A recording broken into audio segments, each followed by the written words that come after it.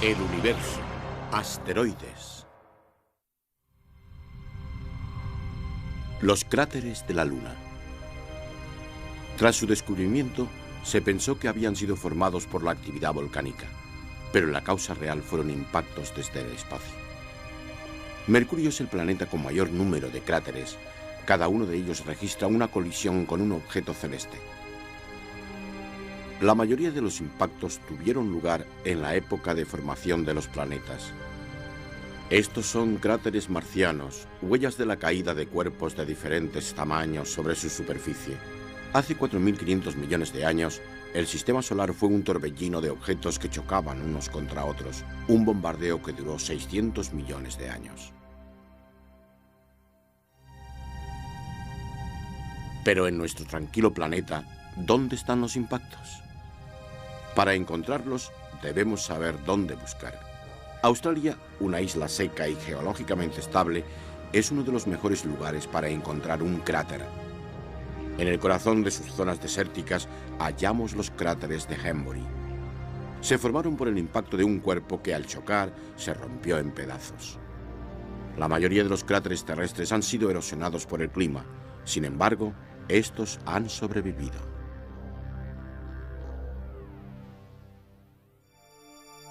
Los impactos de Henbury ocurrieron hace apenas 5.000 años, lo que prueba que la Tierra y la Luna aún están bajo la amenaza de proyectiles espaciales. Para encontrar su origen, debemos alejarnos del Sol. A través de espacio por fin libre de restos interplanetarios, nos dirigimos hacia Marte. En el gran hueco existente antes de llegar a Júpiter, nos encontramos con el cinturón de asteroides. El cinturón es un amplio anillo de grandes rocas que conocemos también como cuerpos menores.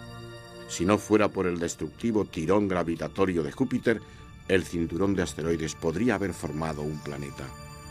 Tal como está, orbitando entre Marte y Júpiter, el cinturón es un almacén de proyectiles potencialmente peligrosos. Gaspra es un asteroide típico. De 20 kilómetros de largo, está compuesto por silicatos y metal puro. Imaginémoslo cayendo hacia la Tierra. Este es Ida, y es el doble de grande, tanto que tiene un pequeño satélite a la derecha que se llama Dáctilo.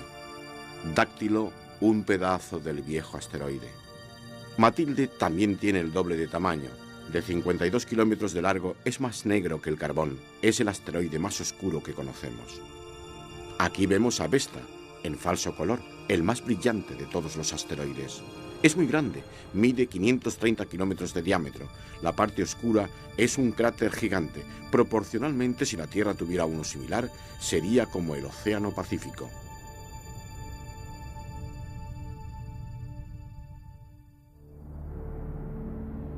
En el cinturón de asteroides en ocasiones hay colisiones entre ellos.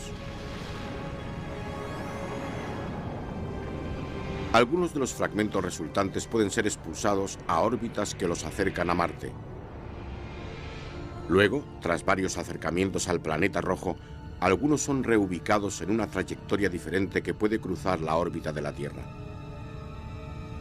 Como pasó tal vez con este asteroide. Hace 65 millones de años, uno de ellos chocó contra la península de Yucatán en México. El resultado fue un largo invierno de origen cósmico y una gran extinción en masa. Cuando por fin se aclararon los cielos, 2/3 de las especies que antes poblaban la Tierra habían desaparecido, incluyendo los dinosaurios. En falso color, este es el cráter fruto del impacto, enterrado ahora bajo la vegetación y el océano. Tiene 200 kilómetros de ancho. El asteroide que penetró en la corteza terrestre medía unos 15 kilómetros de largo. Los cráteres terrestres se identifican mejor desde el espacio. Este se ha llenado de agua y ha formado un lago. Aquí, 2 lagos en 2 cráteres. Y aquí, de nuevo en Australia, Wolf Creek. Preservado en una de sus regiones más secas, el cráter tiene 850 metros de diámetro y unos 300.000 años de edad. Pero es muy reciente y pequeño si lo comparamos con el mayor cráter de impacto de Australia, que data de hace 142 millones de años. Gouse's Bluff mide más de 20 kilómetros de largo. En los Estados Unidos, en Arizona, hallamos el cráter Meteor, formado hace 50.000 años por una roca de hierro y níquel.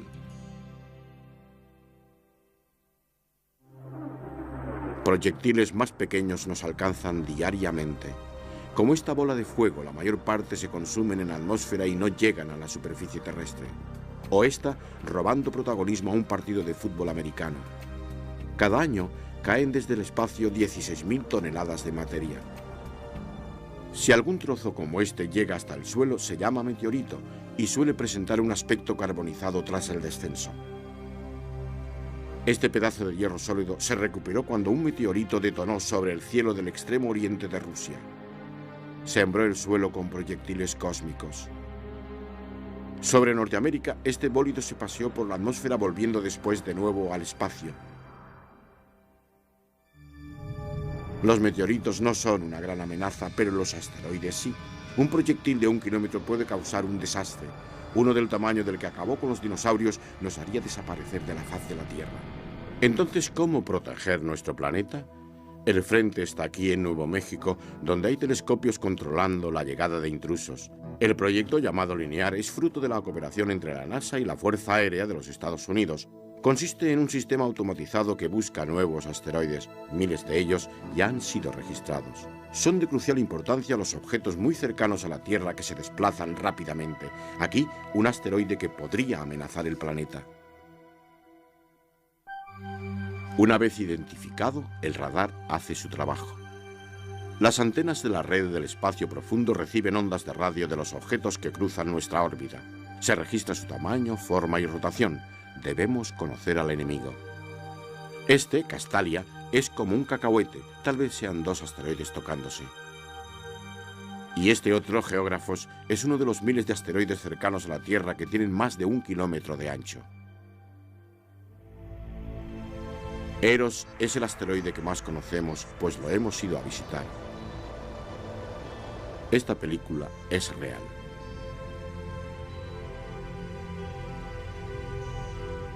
Eros mide unos 33 kilómetros. Una sonda espacial, la Near-Shoemaker, ha captado 160.000 fotos suyas registrando unos 100.000 cráteres. Con semejante azote desde el espacio, no sorprende que su superficie parezca llena de polvo y escombros, pero su interior es roca sólida. En el 2001, la sonda llegó a Eros. Habíamos tocado al enemigo. Afortunadamente, este coloso volador no amenaza a la Tierra.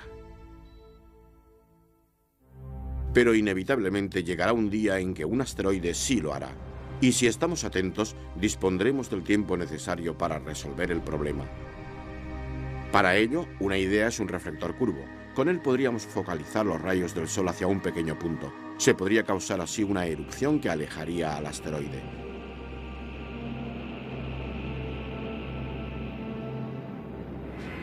Otra posibilidad sería la de un pequeño cohete.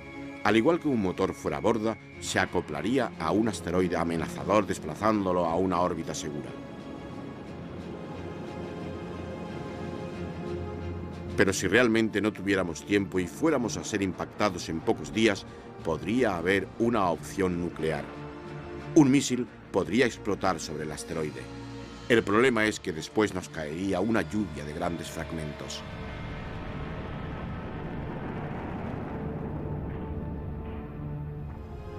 Hay una alternativa más inteligente. En vez de impactar de frente, podría hacerlo en uno de los lados del asteroide, explosionando allí.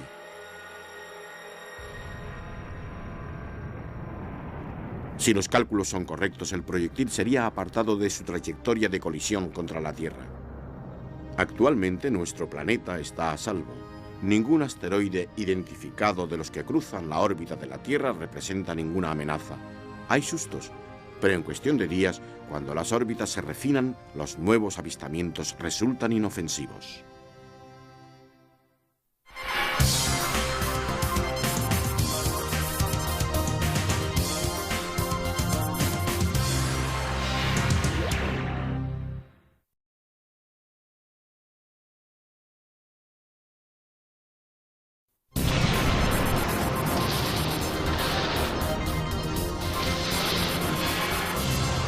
El planeta rey.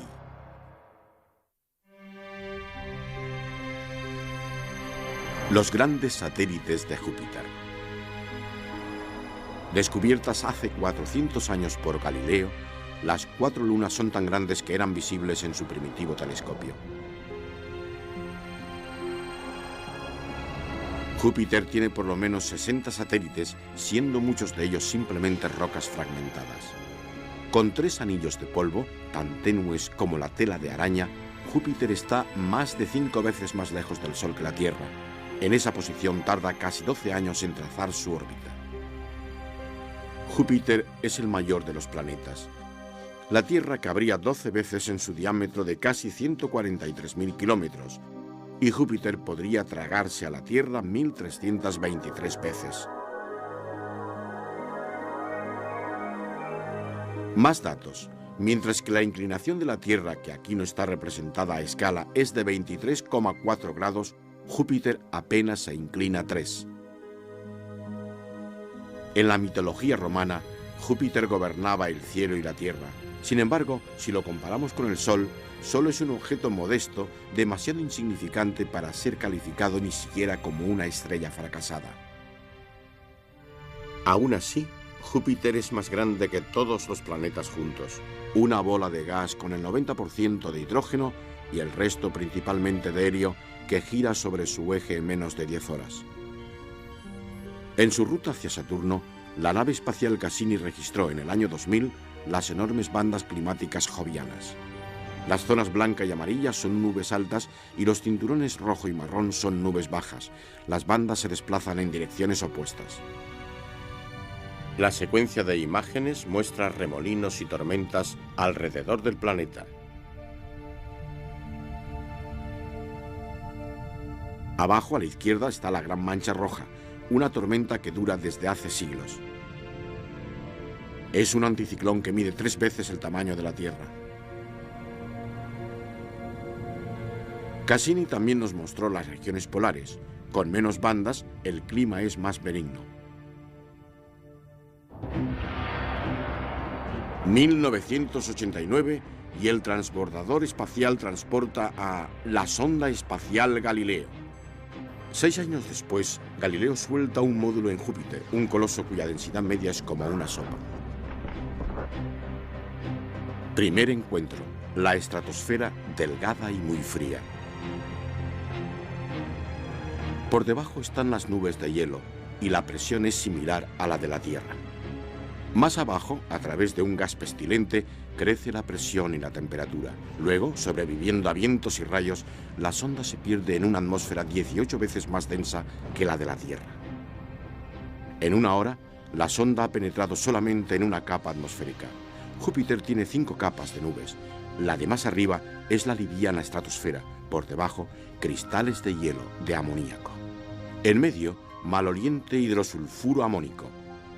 Luego cristales de hielo de agua, y debajo agua, como un océano cálido y profundo de la Tierra. La atmósfera desaparece en la capa siguiente. A 2000 grados y a miles de kilómetros de profundidad, el hidrógeno se vuelve líquido. Más profundo aún, el hidrógeno se convierte en un líquido metálico. El núcleo rocoso está a 20.000 grados. Su enorme campo magnético surge probablemente de la capa interna de hidrógeno metálico que conduce la electricidad. En los polos, el resultado se ve en forma de auroras. Allí, las partículas cargadas procedentes del espacio interactúan con la alta atmósfera. El campo magnético de Júpiter es el mayor del sistema solar. Si pudiéramos verlo desde la Tierra, las líneas de fuerza se verían tan grandes como la Luna. Igual que un donut en el campo magnético, encontramos un anillo de partículas cargadas eléctricamente, el llamado toro de Io. Transporta 2 billones de vatios de energía causada por la luna Io, que orbita en esta zona.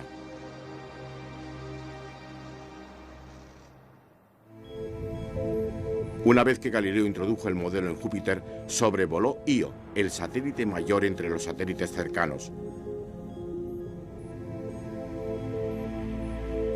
Algo más grande que nuestra luna, pero a diferencia de esta, no tiene cráteres de impacto. Esto se debe a su actividad volcánica. Erupciones constantes, aquí en azul, renuevan la superficie y alimentan las partículas cargadas dentro del toro de Io. La superficie de Io es como la de una pizza, la más activa volcánicamente del sistema solar. Probablemente se deba a la torsión gravitatoria que padece por la acción conjunta del empuje de la gravedad de Júpiter y de la luna Europa. Este satélite es el más grande de Júpiter, Ganímedes, con un diámetro de más de 5.200 kilómetros. Si lo comparamos con Mercurio, Ganímedes es más grande. Su mayor característica superficial es el disco oscuro llamado Galileo Regio. Muy rico en cráteres de impacto y surcos, sus cordilleras tienen 1 kilómetro de altura. Galileo detectó allí un débil campo magnético, así como señales del interior de Ganímedes. Por debajo de la corteza quizás haya un mar lodoso, una capa de roca y un núcleo metálico. Otro encuentro de Galileo, Calisto. El más alejado de Júpiter entre los 4 grandes satélites, Calisto tiene muchos cráteres. Esta es la cuenca Valhalla de 3.000 kilómetros de ancho. Otro cráter de impacto, la cuenca Asgard. Se cree que Calisto tiene una corteza de hielo y roca superponiéndose quizá a un mar salado.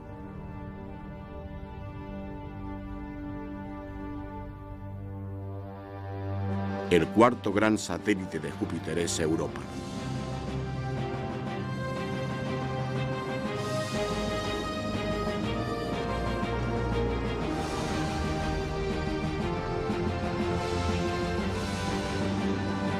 Europa es un mundo extraordinario atravesado por cordilleras heladas y angostos valles glaciales.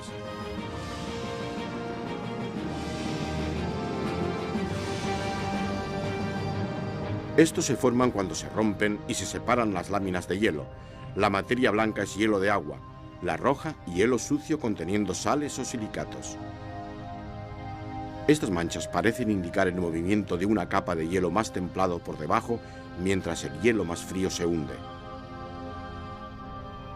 Al igual que este mar de hielo en la Tierra, la helada concha de Europa puede albergar un océano.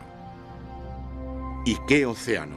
Embotellado bajo una corteza de hielo que puede variar en grosor desde unos pocos metros a varios kilómetros.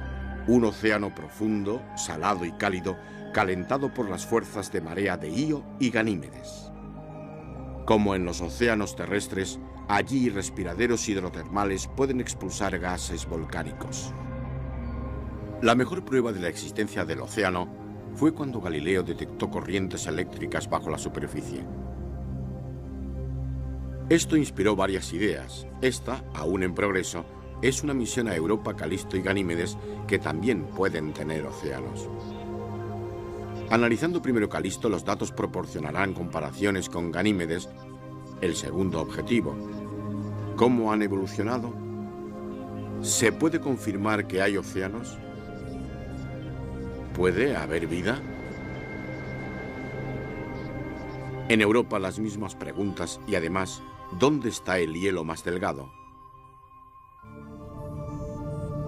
Más tarde, otra nave será enviada a Europa, esta vez con una sonda que aterrizará. Con la información obtenida en el reconocimiento, el aterrizaje se efectuará donde la corteza permita ser taladrada hasta el océano. Se buscará vida montando un robot submarino, un hidrobot. Si se encuentran organismos simples, ellos podrían haber evolucionado, igual que en nuestros océanos, alrededor de respiraderos hidrotermales.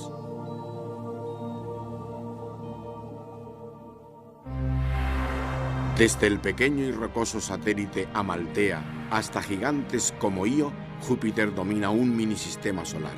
Europa, al igual que la Tierra, puede tener océanos y vida. Ganímedes, al igual que Júpiter, es la mayor luna del sistema solar. Calisto, como Marte entre los planetas rocosos, es el más alejado de su tipo.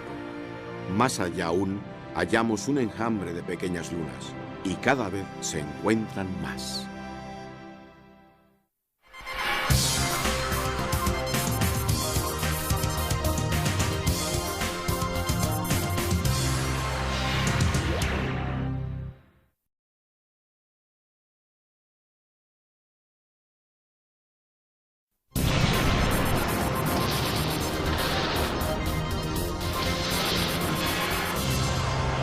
Señor de los Anillos.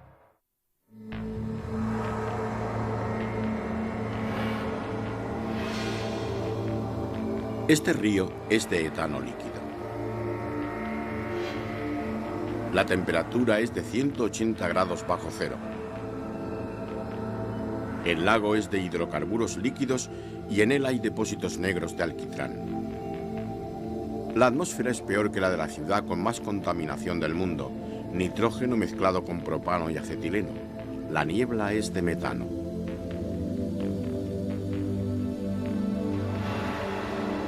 Esto es Titán, el mayor satélite de Saturno. Esta exótica luna se halla en un entorno adecuado. Saturno, el señor de los anillos, dios de las cosechas, es el sexto planeta en orden desde el Sol y tarda casi 30 años en completar su órbita. Es el segundo planeta más grande con un diámetro de 120.000 kilómetros equivalente al de 9 tierras. Nuestro planeta cabe en Saturno 752 veces, muchas menos que en Júpiter. Saturno tiene su eje inclinado. La Tierra se inclina 23,4 grados y Saturno 27. Si tuviéramos un vaso de agua lo suficientemente grande, Saturno flotaría en él. Es una bola de gas con apenas una séptima parte de la densidad del agua. Al igual que Júpiter, Saturno no tiene una superficie sólida, solo una serie de bandas climáticas. En blanco las nubes altas y en amarillo nubes bajas. En falso color vemos que las bandas son difusas, menos definidas que las de Júpiter. Es debido a que las nubes de Saturno permanecen bajas en la atmósfera. Dos anticiclones, remolinos de altas presiones. Y una corriente. Saturno tiene los vientos más fuertes. Y gira tan rápido, una vez en menos de 11 horas, que al igual que Júpiter se ensancha en el ecuador y se comprime en los polos. El 94% de Saturno es hidrógeno y el resto es principalmente helio. Hay 5 capas de nubes. La más alta, la estratosfera, es difusa y brumosa. Luego, cristales de hielo de amoníaco. Más tarde, hidrosulfuro de amonio. Después, cristales helados de agua. Y finalmente, gotitas de agua. Cuanto más en el interior, la atmósfera es más caliente y más densa. A más de 1000 kilómetros de profundidad, el hidrógeno se vuelve líquido. A más de 25.000 se convierte en metálico.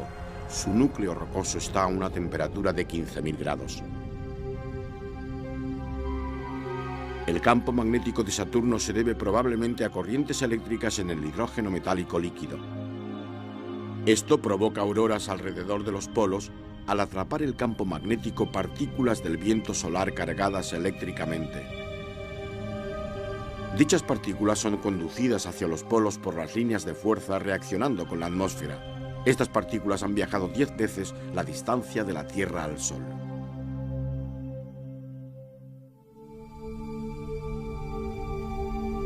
Los anillos de Saturno. Con menos de 1 kilómetro de espesor y medio millón de largo, son razón más que suficiente para viajes tripulados. Los anillos más brillantes, los que podemos ver con un telescopio, se extenderían desde la Tierra casi hasta la Luna. Los anillos más oscuros, los que no podemos ver, se extienden muchísimo más allá. Desde la Tierra, nuestra visión de los anillos y la luz solar que reflejan varía mientras Saturno orbita en torno al Sol sobre un eje inclinado. Aquí los vemos casi de perfil, luego gradualmente se van abriendo. El espacio entre los anillos se llama la división de Cassini.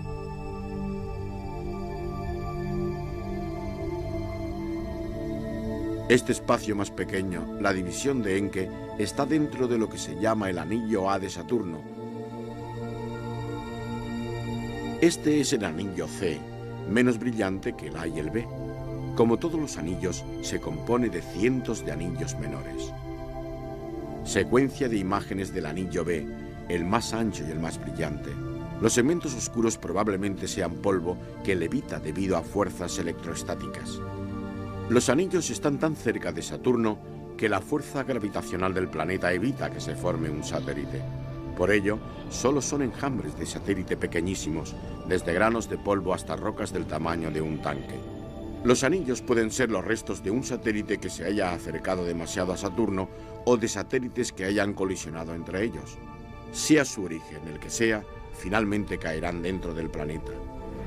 Los anillos D, E y G son oscuros y virtualmente invisibles. F, el más delgado, está justo detrás del A.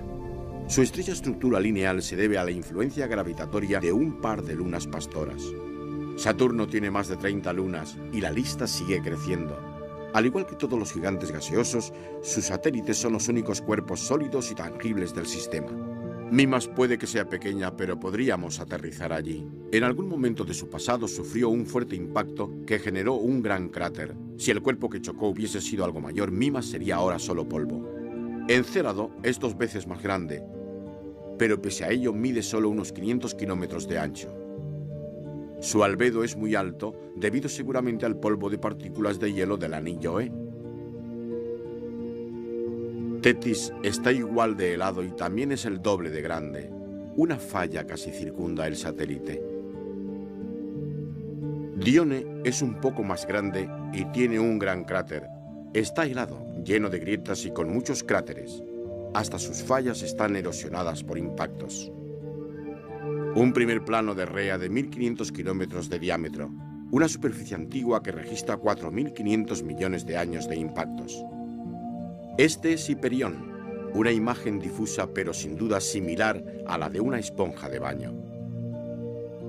En Japeto, el siguiente satélite, vemos marcas oscuras sobre su superficie congelada de 1.400 kilómetros de ancho y el extraño y pequeño Febe que orbita en sentido opuesto. Y con categoría propia Titán, el gran satélite de Saturno.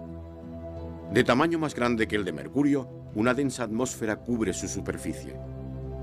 Pero la niebla ha sido atravesada mediante el infrarrojo cercano.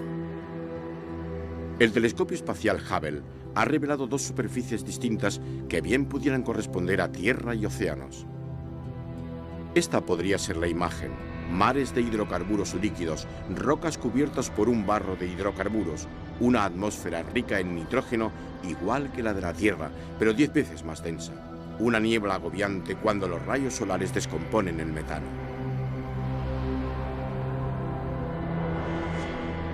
La descomposición del metano produce moléculas orgánicas. La pregunta es, ¿forman largas cadenas de proteínas con un potencial para la vida? ¿Es Titán como la Tierra primitiva, pero congelada? Para averiguarlo se lanzó esta misión en 1997. Cassini ha sido la sonda enviada al espacio más pesada de todos los tiempos. Tras 3 años llegó a Júpiter, pasando una vez por Venus y 2 veces por la Tierra para obtener asistencia gravitacional. Gracias a otro empujón de Júpiter y tras otros 4 años, Cassini llevará un módulo que aterrizará en Titán. Es parte de un programa de 4 años, ya que el objetivo de Cassini es investigar todo el sistema de Saturno.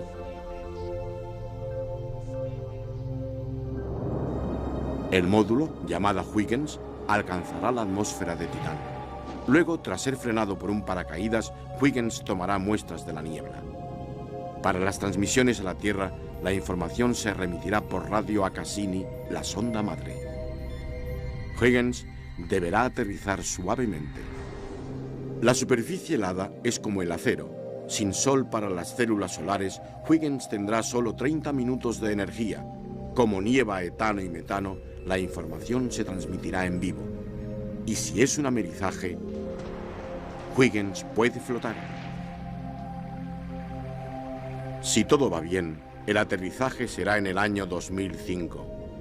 Tanto si Titán alberga los constituyentes de la vida como si no, aún pasará mucho tiempo antes de que un humano pueda encontrarse frente a frente con el Señor de los Anillos.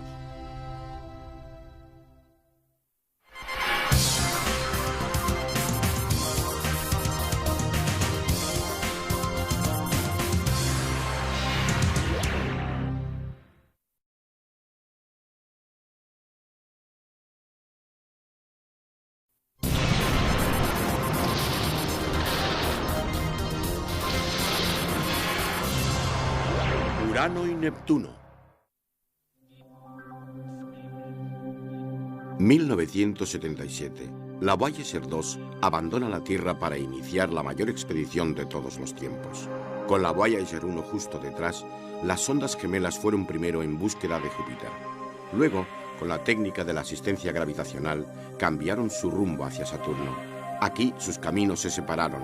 La Voyager 1 dejó los planetas y la Voyager 2 tomó impulso hacia adelante. Urano fue alcanzado 9 años después del despegue desde la Tierra. Y Neptuno, 3 años más tarde, en 1989.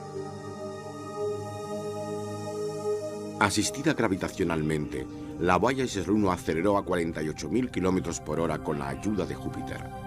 Gracias a Saturno y a un alineamiento de planetas que ocurre una vez cada 176 años, la Voyager 2 aceleró su paso hacia Urano.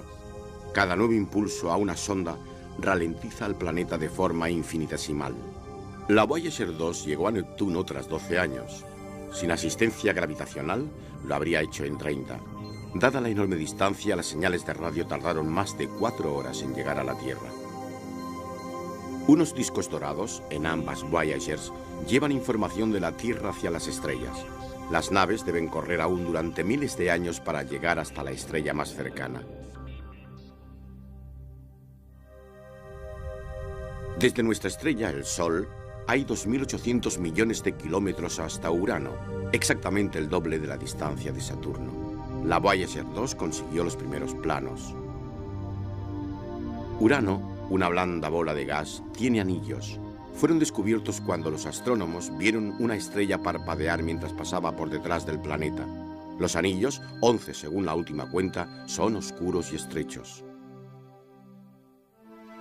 Urano es un gigante.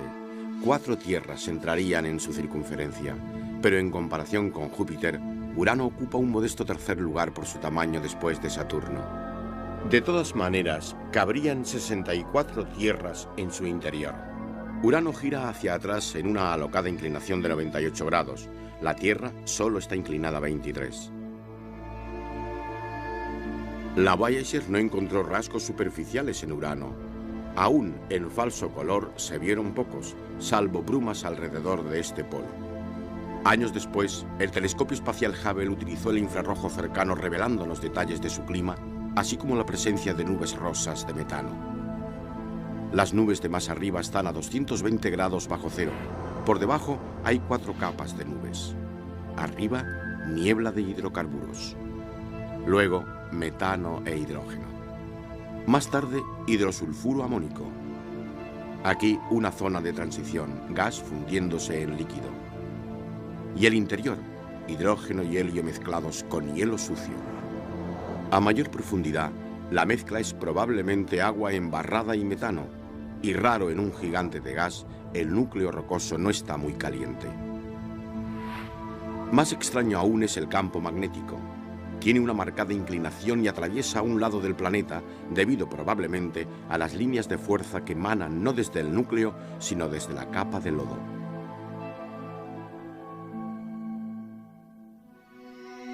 Los satélites y los anillos de Urano vistos desde arriba. Muchos de los anillos tienen menos de 10 kilómetros de ancho. Están formados por partículas similares a conglomerados de carbón.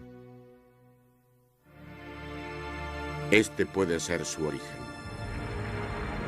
Tras desintegrarse por un impacto, la luna Miranda pudo haber formado los anillos.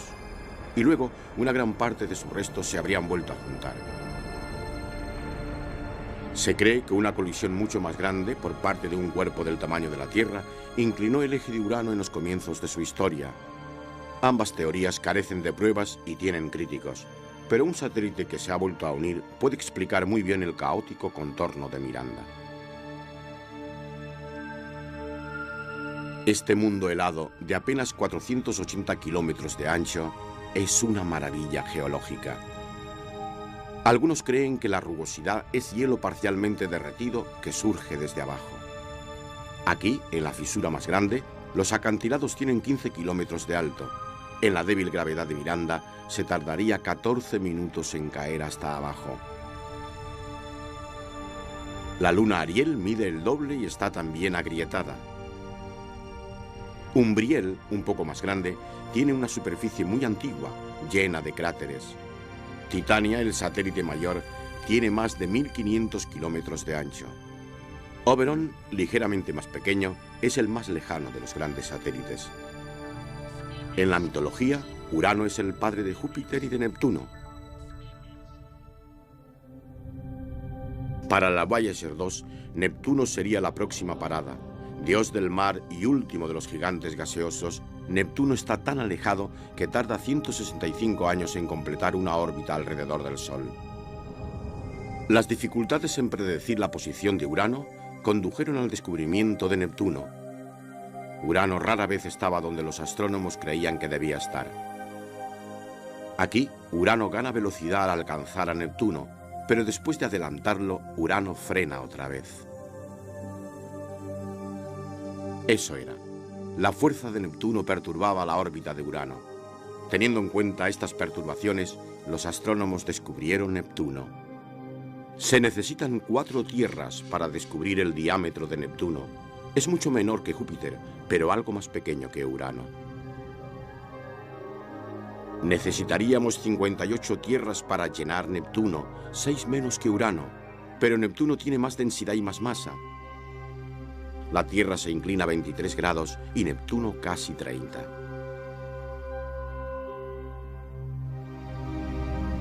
Tras la niebla de Urano, Neptuno ofreció al Voyager detalles superficiales. La más destacable es la Gran Mancha Oscura, una tempestad justo al sur del Ecuador, un anticiclón bordeado de nubes. Cambiando constantemente de forma, la tormenta gira sobre su centro cada 16 días. Más al sur, un ciclón llamado D2 o el Ojo del Mago. Neptuno es un lugar con fuertes vientos. Aquí, los cirros pasan veloces en bandas a través de la atmósfera superior. El interior de Neptuno rota en 16 horas 7 minutos, una hora más rápido que Urano, pero sus diferentes bandas giran a distintas velocidades. Esto es porque Neptuno no es sólido, por lo que algunos fuertes vientos ecuatoriales soplan en sentido contrario a la rotación, mientras que otros corren en el mismo sentido. Tras la Voyager, el telescopio espacial Hubble estudió el clima, viendo que la Gran Mancha Oscura había desaparecido. 6 años más tarde, cuando el Hubble lo volvió a mirar, Neptuno estaba más brillante. Al igual que en Urano, las nubes altas de Neptuno están a 220 grados bajo cero, y las capas son similares. En la superior hay una niebla de hidrocarburos, luego metano mezclado con hidrógeno. Por debajo, amoníaco congelado lloviendo sobre el pestilente gas. Y más abajo, una zona de transición donde el gas se vuelve líquido. En el interior, hidrógeno y helio mezclado con hielo lodoso. Por debajo hay más barro, hielo de agua y metano, e irradiando más calor del que obtiene del Sol, un núcleo caliente y rocoso. Neptuno tiene el campo magnético más extraño. Con una inclinación de 47 grados, su eje está más cerca de la superficie que del núcleo. Y como todos los gigantes de gas, las líneas de fuerza tienen una polaridad opuesta a la de la Tierra.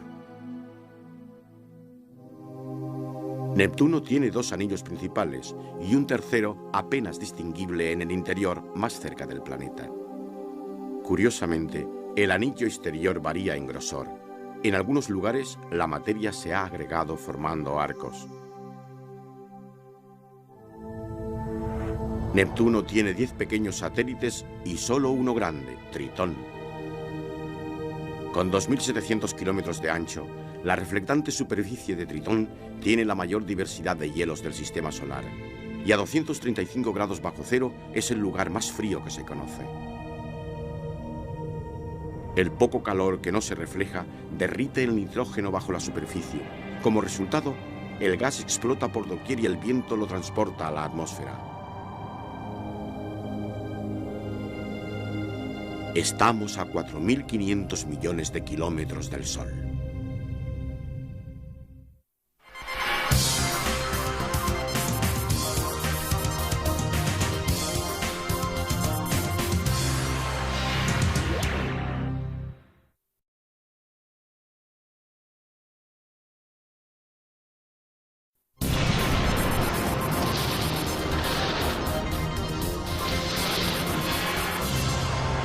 Plutón.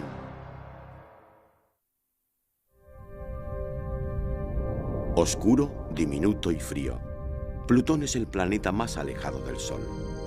No es fácil observar Plutón, ese mundo fronterizo.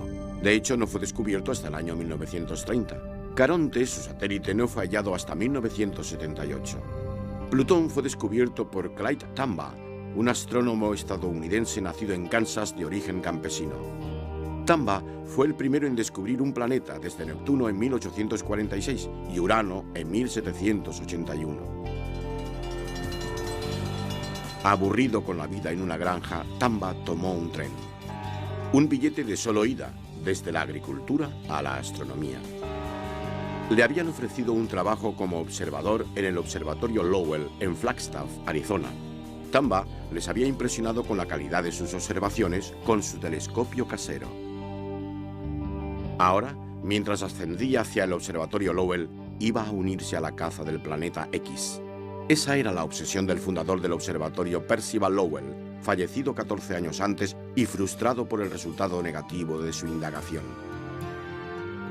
Sin embargo, la búsqueda continuó. Lowell había vivido convencido de la existencia del planeta X. Creía que era el responsable de las perturbaciones en las órbitas de Urano y Neptuno. Pero tenía una mala reputación por sus observaciones erróneas. Había anunciado cometas que nunca se confirmaron y canales en Marte construidos según él por seres inteligentes.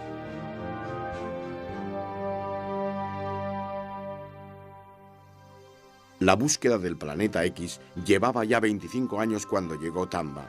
Este singular y pequeño telescopio sería su ventana hacia los cielos.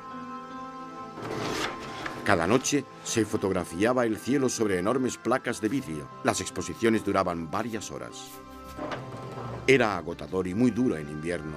Una lente de 13 pulgadas, 33 centímetros, recogía información sistemáticamente.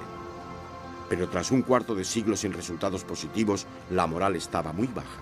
Por suerte, los ojos de Tombaugh estaban frescos y preparados. Y pronto obtuvo un trabajo extra. Debía comparar las imágenes de una misma región del cielo tomadas en noches distintas. Superponiéndolas, podía identificar objetos nuevos en movimiento dentro del sistema solar en relación a las estrellas de fondo. Era un trabajo muy meticuloso. Tombaugh recuerda haber trabajado con las placas como si de un pajar se tratase. Cada franja de cielo contenía miles de objetos. Cada fotograma de cada franja tenía cientos. Todo desde galaxias hasta cúmulos estelares. Probablemente vio más del universo que cualquier otro astrónomo. En la búsqueda de su aguja en el pajar, Tombaugh vio 45 millones de objetos. Cada media hora de observación descansaba 15 minutos.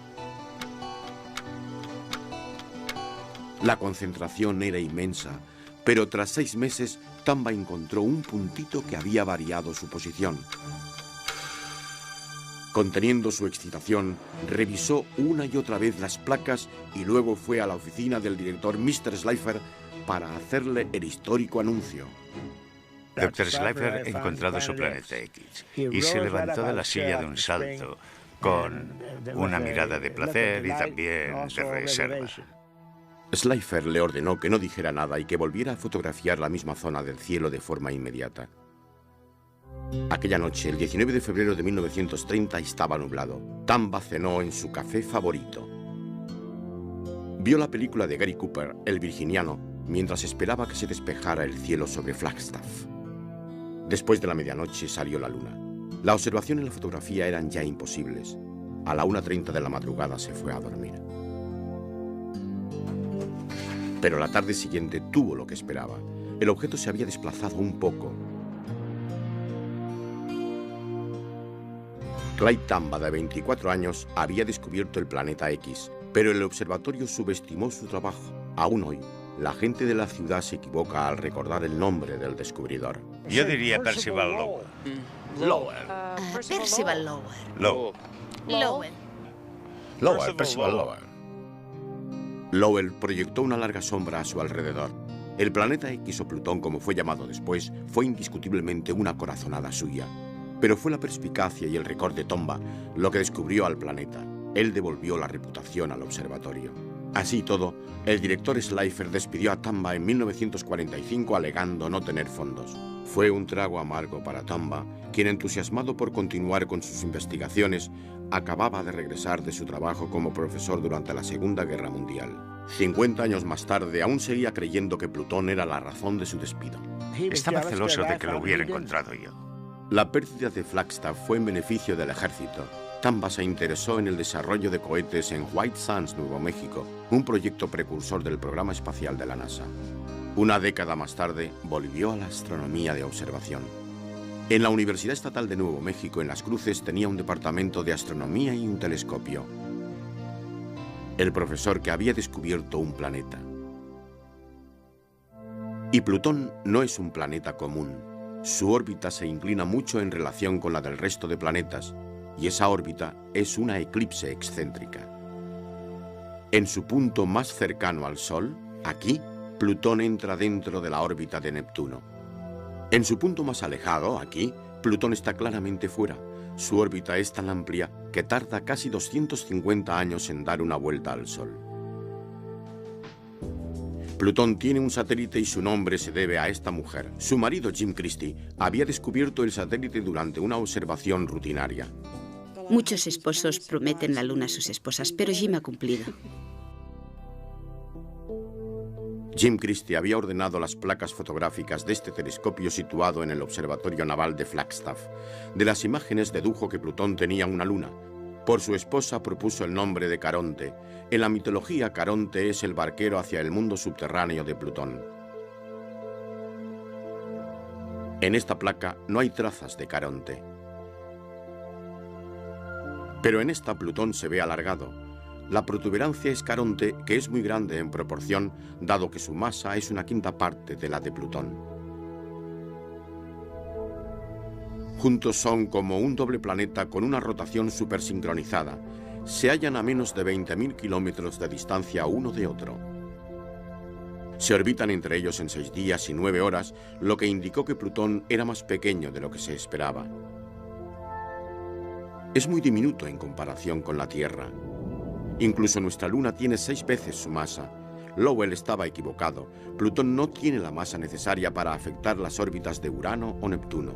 En esta imagen, que no está a escala, vemos cómo la Tierra se inclina sobre su eje 23,4 grados, mientras que Plutón se inclina 122 grados.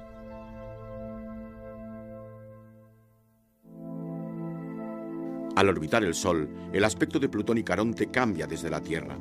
Solo aquí, cuando la órbita de Caronte está de perfil, es bueno para los astrónomos porque el resto del tiempo Caronte no eclipsa a Plutón. Los eclipses son importantes. Son ventanas que permiten a los investigadores aprender más acerca de la superficie de Plutón. Ha habido varios, como aquí, entre 1985 y 90. De todos los telescopios más potentes de la Tierra, esta es la mejor imagen. Desde el telescopio espacial Hubble hemos podido detectar diversas regiones con brillos de diferente intensidad. Los científicos creen que la superficie es de hielo y su interior una mezcla de roca y hielo. La distancia mínima entre Plutón y el Sol es de casi 4.500 millones de kilómetros.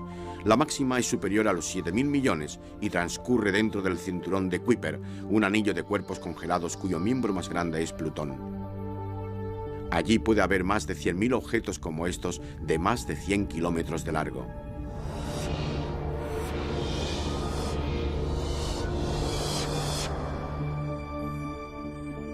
Esta es Nuevos Horizontes, un proyecto de sonda espacial que viajará a Plutón. En el año 2015, la nave nos enviará imágenes e información de los únicos mundos del Sistema Solar que no se han visitado aún, Plutón y Caronte. Luego, la Nuevos Horizontes investigará el cinturón de Kuiper.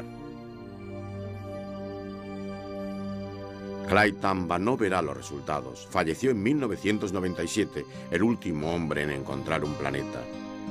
¿Lo habría visitado? No creo. Había pasado mucho frío ante el telescopio. Habiéndose detectado metano sólido, su temperatura es inferior a 200 grados bajo cero. Y cuando se aleja del Sol, hasta la atmósfera se congela.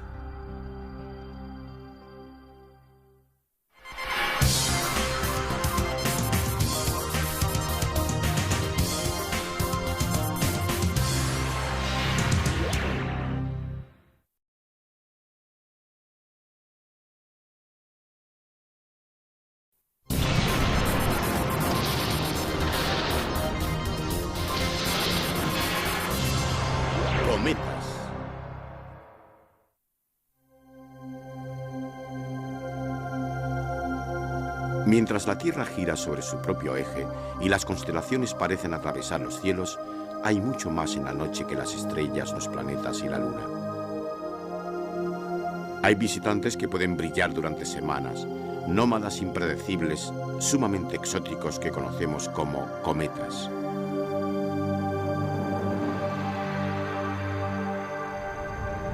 Para entenderlos, debemos viajar hasta los primeros tiempos del Sistema Solar. En su zona interior se condensaban los elementos más pesados, como los metales y los silicatos rocosos. Los planetas internos son ricos en estos elementos, pero en las regiones exteriores mucho más frías, donde se encuentran los planetas gaseosos y el cinturón de Kuiper, se condensaron los elementos más livianos, formando hielos de metano, agua y amoníaco. Y aún más lejos, una especie de caparazón de cuerpos helados llamada nube de Oort que envuelve nuestro sistema solar. Los cometas proceden de la nube de Oort y del cinturón de Kuiper. Perturbados en sus órbitas quizás por el efecto gravitatorio de alguna estrella vecina, los cometas son atraídos hacia el interior del sistema solar por la fuerza gravitacional del Sol. Como no están acostumbrados al calor, su antigua capa de hielo empieza a evaporarse estirándose como una larga cola. Dando vueltas alrededor del Sol, los cometas son capturados en vastas órbitas elípticas. La secuencia de imágenes de un cometa muestra una cola azul fluorescente debido a los rayos ultravioletas del Sol. Los cometas desarrollan dos colas, la azul es de gas, la amarilla de polvo. La de gas puede desaparecer si sopla fuerte el viento solar, pero luego reaparece. Las colas desaparecen cuando los cometas regresan a las heladas regiones exteriores del sistema solar. Pero mientras son visibles, apuntan siempre en dirección opuesta al Sol.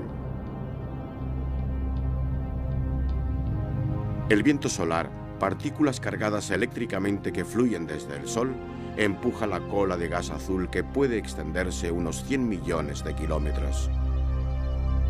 La presión de la radiación solar empuja hacia afuera la cola de polvo más ancha y más corta. El polvo de la cola siembra de escombros el recorrido de un cometa. Cuando son interceptados por la Tierra, las partículas atraviesan la atmósfera superior y se incineran. Nosotros las vemos como lluvia de meteoros o estrellas fugaces.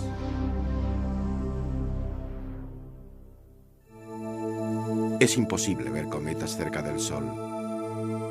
Pero si tapamos nuestra estrella, allí están. Aquí hay uno, cerca de una erupción solar. Algunos no sobreviven a su paso cerca del Sol. El potente tirón gravitatorio de Júpiter ha capturado a este cometa, rompiéndolo luego en pedazos. Dividido en 20 o más fragmentos, el cometa pasó a menos de 30.000 kilómetros del planeta gigante, pagando un elevado precio por ello. Fue fotografiado en 1993 como un collar de perlas. Llamado Shoemaker-Levy 9 por los apellidos de sus descubridores, su observación despertó un gran entusiasmo debido a que iba a chocar contra Júpiter. A lo largo de una semana del año 1994, los diferentes fragmentos fueron cayendo en el planeta a 60 kilómetros por segundo.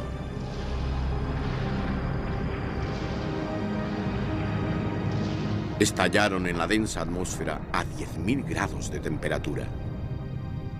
Desde la Tierra los impactos no se pudieron observar directamente. Tras cada colisión, los astrónomos tuvieron que esperar hasta que la rotación del planeta permitía ver las cicatrices.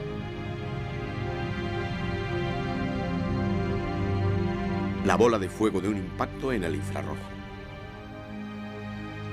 Durante unos días Júpiter nos presentó un aspecto algo magullado. Los fragmentos más grandes eran de unos 3 kilómetros, poca cosa para este gigante de gas.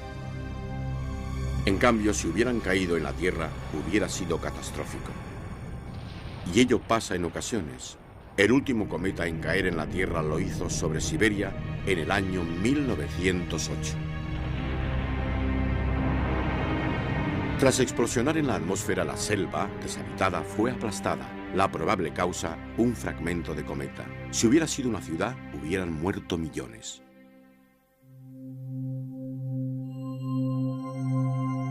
Halley es el cometa más famoso. Fue capturado por Júpiter en una órbita de periodo corto hace 200.000 años. Desde entonces, el Halley ha vuelto a nuestros cielos una vez cada 76 años de promedio. La elipse de Halley lo trae desde más allá de la órbita de Neptuno, que es cuando está más lejos del Sol, hasta la zona interior de la órbita de Venus. En su última aparición, el Halley se desplazó por el cielo de esta manera, aproximándose al Sol en 1985 y alejándose a principios de 1986. Halley apareció en los cielos medievales cuando en el año 1066 los normandos conquistaron Inglaterra. Esto es el tapiz de Bayeux. Halley fue también la estrella de Belén que pintó Giotto en este fresco. Él lo había visto en 1301. La periodicidad de los cometas y su retorno fueron predichos por Edmund Halley. Él vio el cometa en 1682. El cometa Halley fue fotografiado por primera vez cuando volvió en 1910. Y cuando reapareció en los años 80, la era espacial le dio la bienvenida. Se envió una armada internacional para encontrarse con el cometa. 2 de las sondas espaciales fueron rusas, 2 japonesas y una europea llamada Giotto en honor del pintor. Giotto fue la que llegó más cerca, a través de la coma del Halley, que es el halo de polvo y gas que se encuentra alrededor de su núcleo helado, que mide 16 kilómetros por 9.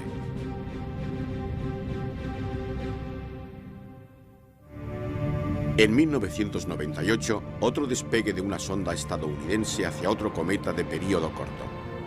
De apenas 8 kilómetros de largo y parecido a un bolo, este es el cometa Borrelly.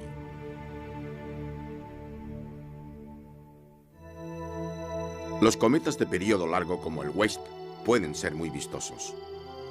Otro más, llamado Hyakutake, debido a sus largos periodos orbitales, siempre aparecen por sorpresa.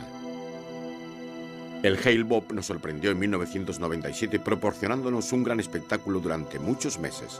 De su núcleo, de unos 40 kilómetros, emanaba polvo y gas en espiral. A la derecha vemos la órbita corta del Halley. Comparémosla con la mucho más larga del Hale-Bopp de miles de años. No es un barco de palas celestes, sino una sonda espacial llamada Stardust, cuya tarea es recolectar polvo interestelar. Pero su otra tarea es llegar hasta el cometa Wild 2 y sus emisiones. Con este recolector se atraparán partículas y se enviarán a la Tierra para su análisis. Las primeras muestras procedentes de un cometa. Los científicos podrán examinar materia coetánea y anterior a la formación del sistema solar. Otro cometa, otra sonda espacial.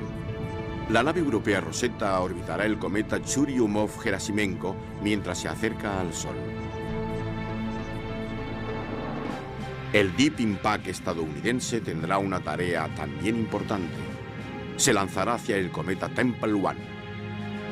La idea es hacer estallar una carga para crear un gran cráter y ver qué hay dentro. Siendo los objetos más antiguos del sistema solar, los cometas esconden las claves de su nacimiento. Pudieron haber transportado agua y haber esparcido la vida.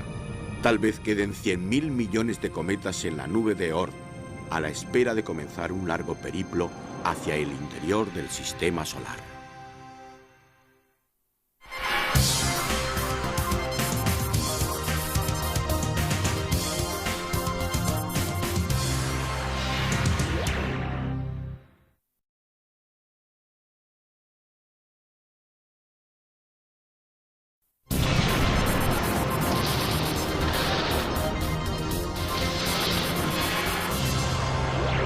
El cielo de noche.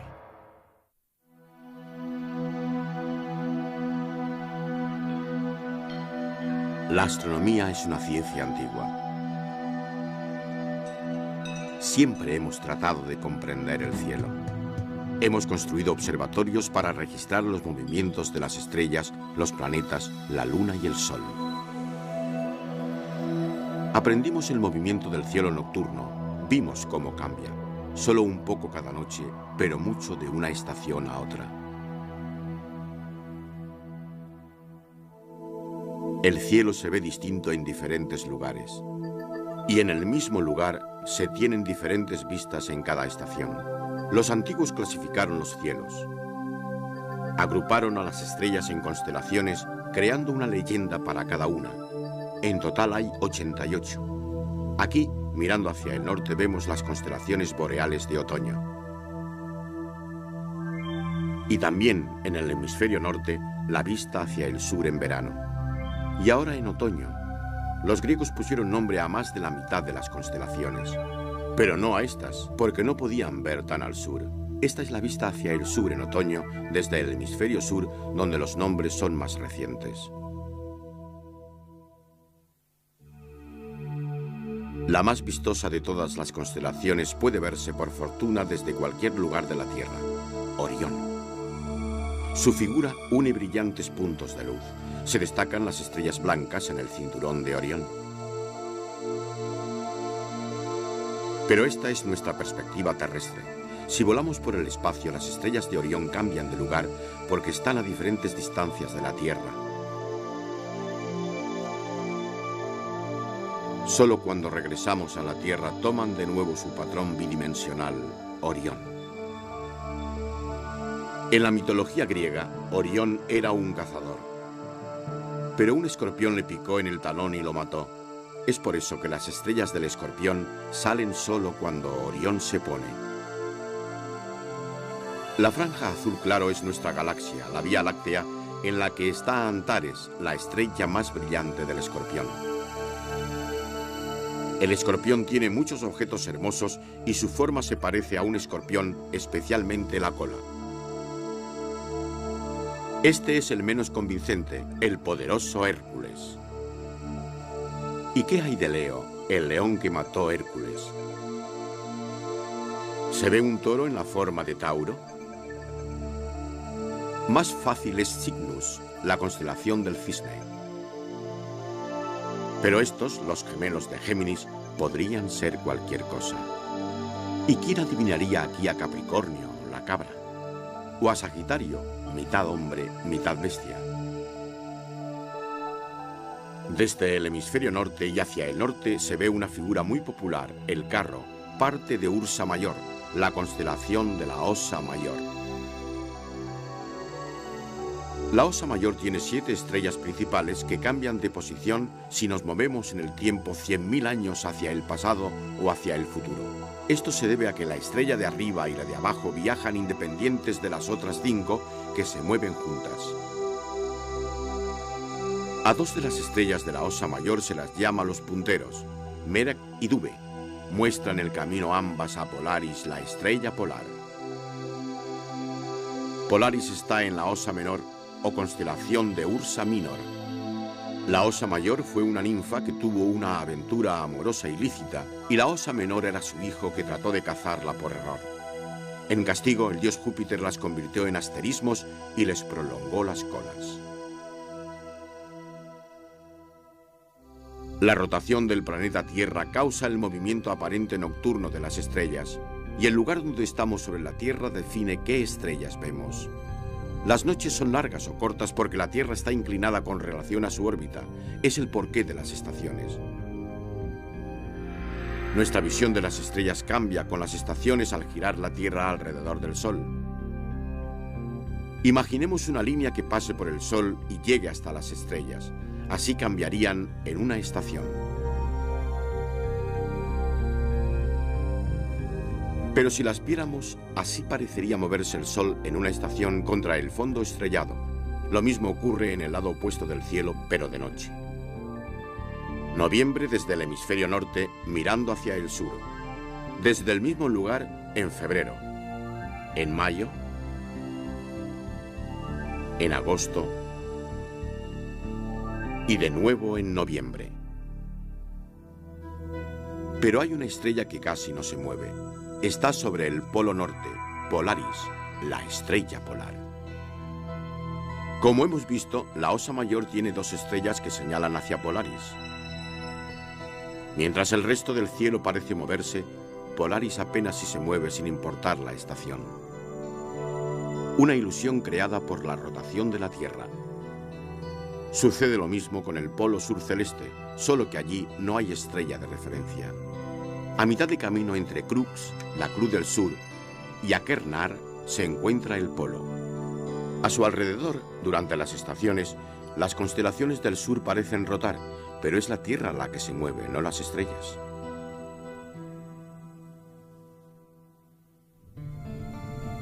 En cualquier estación, nuestra posición en la Tierra determina nuestra visión del cielo. Desde esa posición solo vemos la mitad del cielo, el resto está por debajo del horizonte. En las latitudes medias del hemisferio norte, por ejemplo, no se ve la Cruz del Sur, pero sí se ve el polo norte celeste y Polaris. Sin embargo, cuanto más al sur vamos, más abajo se encuentra Polaris. Desde los trópicos se acerca al horizonte. En el hemisferio sur, el punto rojo es el polo sur celeste. Cuando más al sur viajamos, más alto está el polo.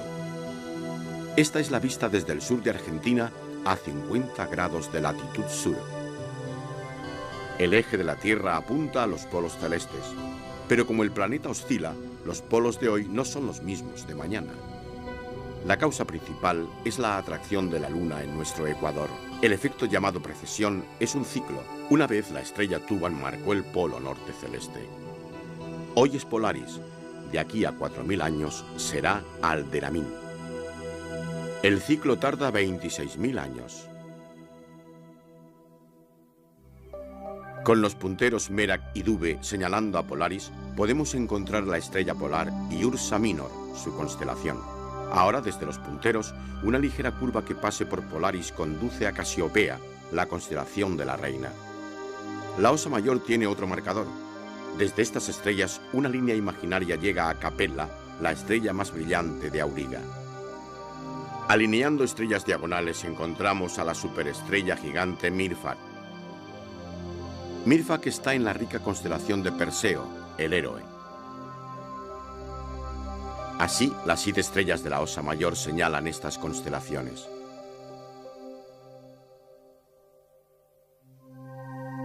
Ahora, nuestra referencia es Orión. Desde el cinturón, 3 joyas apuntan a la gran estrella Aldebarán. Aldebarán es el ojo del toro en la constelación de Tauro. Tauro tiene 2 famosos grupos de estrellas, las Híadas y las Pléyades.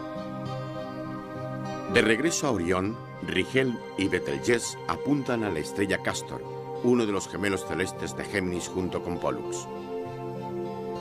Arriba a la derecha en Orión, una línea desde la estrella Bellatrix hacia Betelgeuse lleva a la amarilla Procyon. Procyon está en Canis Minor, que representa un can pequeño. Una línea desde Castor y Pollux en Géminis apunta hacia las estrellas de la cabeza de Hidra, la serpiente marina, y luego sigue hacia Alphar, la estrella más brillante de Hidra. Pero para encontrar la estrella más brillante de todas, volvemos a Orión. Una línea desde el cinturón hacia abajo llega a Sirio, la estrella del Can. Orión y las constelaciones a las que apunta. Desde el hemisferio sur, Orión está invertido, pero son las mismas líneas de referencia. Una de las 88 constelaciones, un ejemplo de cómo una inequívoca figura formada por estrellas nos ayuda a navegar por los cielos. Contemplar el cielo es un espectáculo fascinante sin límites desde cualquier lugar de la Tierra, en especial para quien lo conoce.